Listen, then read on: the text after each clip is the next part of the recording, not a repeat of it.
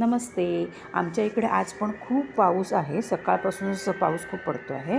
आता ही ना मेथी घेतली आहे आणि ती मी स्वच्छ साफ करून धुवून वगैरे बारीक चिरून घेतली. तर त्याचे मी 2 भाग केले आहेत. तर त्याच्या एका भागाचं काय करते ते तुम्हाला सांगते. तर मी कढईत तेल घातलं आणि तुम्ही तूप पण घालू शकता आणि त्याच्यात अर्धी मेथी मोठ्या गॅसवरती छान अशी परतवून घेतली आणि नंतर मग झाकण ठेवून त्याला एक 5 मिनिटाची वाफ काढून शिजवून घेतली. मग ती थंड झाल्यानंतर मी ती डब्यात भरून ठेवणार आहे आणि मग तुम्ही ती फ्रीजमध्ये ठेवून तुमच्या मनाला वाटेल तेव्हा तुम्ही त्यात गव्हाचं पीठ आणि पराठ्याचे मसाले घालून छान असे पराठे करू शकता.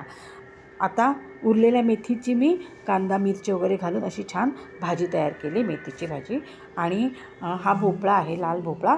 तर त्या लाल भोपळ्यामध्ये सुद्धा मालवणी मसाला घालून अशी त्या लाल भोपळ्याची पण छान भाजी करून घेतली. आणि खूप पाऊस पडतो आहे, खूप गारवा आहे ना, म्हणून मस्त कुळथाची गरमागरम पिठी आणि त्याच्यासोबत गरमागरम भात केला होता.